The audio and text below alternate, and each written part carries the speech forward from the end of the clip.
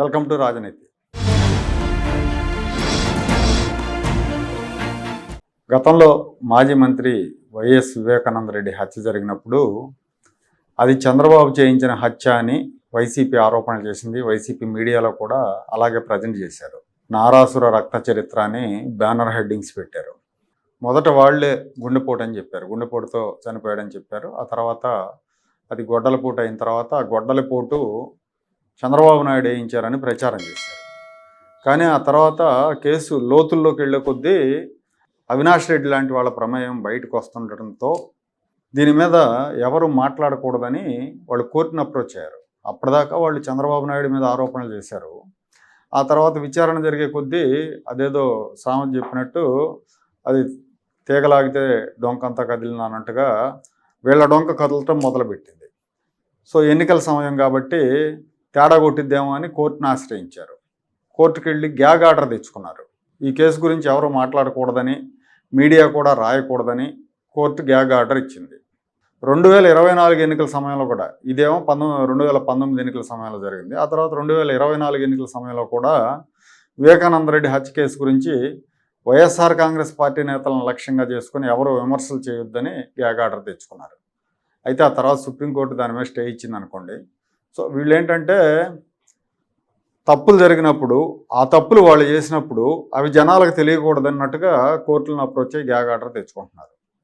తప్పు చేసినోడు ఎవడో జనానికి తెలియాల్సిన అవసరం ఉంది, కానీ అలా తెలుసుకునే అవకాశం లేకుండా వీళ్ళు గ్యాగ్ ఆర్డర్లు తెచ్చుకోవటం వీళ్ళకి ఒక అలవాటుగా మారింది. ఇప్పుడు కూడా అలాంటి ప్రయత్నం ఒకటి చేశారు.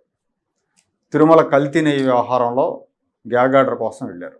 ఈ కల్తీ నెయ్యి అంశం మీద ఎవరూ మాట్లాడకుండా ఉత్తర్వులు ఇవ్వాలని సుప్రీంకోర్టులో పిటిషన్ వేశారు.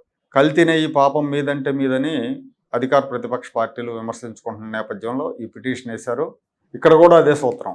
మొదటేమో అసలు కల్తీ లేదన్నారు, తర్వాత ఏమో చంద్రబాబు జంతుకోవు కలిసిందన్నాడు. జంతుకోవు కాదు కలిసింది, సిట్ జంతుకోవు కలిసిందని చెప్పలేదు అంటున్నారు. కానీ సిట్ అసలు అది నెయ్యే కాదు, పామోలిన్ ఆయిల్లో కొన్ని రసాయనాలు కలిపి దాన్ని నెయ్యిలాగా వాడారు అని ఇచ్చిన రిపోర్ట్ని మాత్రం దాని గురించి మాత్రం మాట్లాడట్లా.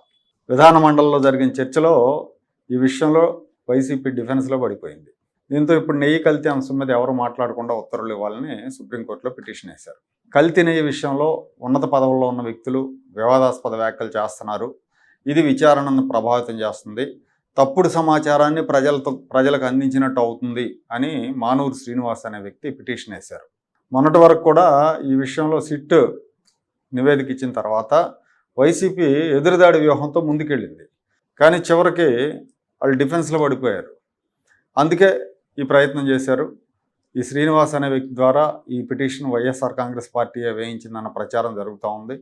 ఈ ప్రజా ప్రయోజన వ్యాజ్యాన్ని కోర్టు తోసిపుచ్చింది. ఈ పిటిషన్ ప్రజా ప్రయోజనం కంటే కూడా నిందితుల వాదనను సమర్థించే ఒక ప్రయత్నంలాగా కనిపిస్తుందని జస్టిస్ సూర్యకాంత్ నేతృత్వంలో ధర్మాసనం వ్యాఖ్యానించింది. ఇప్పటికే ఈ కేసుని సిట్ దర్యాప్తు చేస్తూ ఉంది. విచారణ జరుగుతున్నప్పుడు ఇలాంటి పిటిషన్లు ప్రోత్సహించలేమని కోర్టు స్పష్టం చేసింది. నెయ్యి అంశంలో విమర్శలు ఎదుర్కొంటున్న వైసీపీయే ఈ పిటిషన్ వేయించిందన్న ఆరోపణలు ఉన్నాయి. కల్తీ గురించి ఎవరో మాట్లాడకుండా, ఎవరో రాయకుండా చేయాలని వైఎస్ఆర్ కాంగ్రెస్ పార్టీ వేసిన ఎత్తులు చిత్తయ్యాయి.